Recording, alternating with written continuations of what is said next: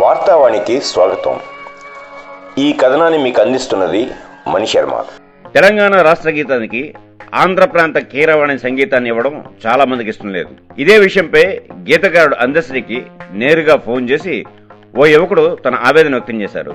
అయితే అందశ్రీ సమాధానం అతన్ని సంతృప్తిపరచకపోగా కొత్త వివాదాన్ని తెరపైకి తెచ్చింది.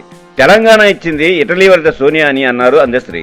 ఇటలీ వనిత ఇచ్చిన తెలంగాణను స్వాగతించినప్పుడు ఈ పాటను ఎందుకు వ్యతిరేకిస్తున్నారని ప్రశ్నించారు ఆయన. దీంతో పాట వివాదం కొత్త మలుపు తిరిగింది. ఫోన్ కాల్ లీక్ అవడంతో అందశ్రీపై చాలా మంది అసంతృప్తి వ్యక్తం చేస్తున్నారు. ఆయన్ను అధ్యశ్రీగా అభివర్ణిస్తున్నారు. సోషల్ మీడియాలో కీరవాణిని సపోర్ట్ చేసేవారు, తెలంగాణ పాటకు ఆయన సంగీతాన్ని ఇవ్వడాన్ని వ్యతిరేకించేవారు రెండు గ్రూపులుగా విడిపోయి బూతులు తిట్టుకుంటున్నారు. జాతీయ పతాకాన్ని రూపొందించిన పింగళ వెంకయ్య ఆంధ్ర ప్రాంత వ్యక్తిని తెలంగాణలో జాతీయ పతాకాన్ని ఎగురవేయడం లేదని ప్రశ్నిస్తున్నారు. ఎన్ని సంవత్సరాలు తెలంగాణలో ఉంటే తెలంగాణ పౌరుడుగా గుర్తింపు ఉంటుందని అడుగుతున్నారు. ఓట్ల కోసం ఆంధ్ర ప్రాంతం వాళ్ళు కావాలి కానీ పాటల కోసం వద్దా అని ప్రశ్నిస్తున్నారు ఆ వర్గం నెటిజన్లు. ఎస్ఆర్ఎస్ టీంలో కూడా అందరూ తెలంగాణ ఆటగాలే ఉండాలేమో అని డెప్పిపొడుస్తున్నారు. మిగతా విషయాలతో ఈ పాటను పోల్చడం సరికాదంటున్నారు తెలంగాణ ప్రాంతవాసులు.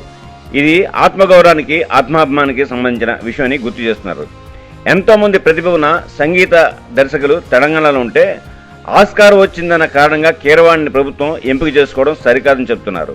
తెలంగాణ ఇచ్చింది సోనియా అని అందశ్రీ చేసిన వ్యాఖ్యలు కూడా చాలా మంది తప్పుపడుతున్నారు. మొత్తం మీద అందశ్రీ పాటకు కీరవాణి సంగీతం ఇప్పుడు తెలంగాణలో హాట్ టాపిక్ గా మారింది. బీఆర్ఎస్ నేత ఆర్ఎస్ ప్రవీణ్ కుమార్ కూడా కీరవాణి ఎందుకు బాయ్ అంటూ విమర్శించారు. అందశ్రీ నేరుగా స్వరపరిచిన పాత పాటనే పాడుకుందామని ఆయన పిలుపునిచ్చారు. ఇక కొత్త గీతం విడుదలయ్యేలోపు ఈ వివాదం ఎన్ని మలుపులు తిరుగుతుందో చూడాలి. ఇక్కడతో ఈ కథనం సమాప్తం.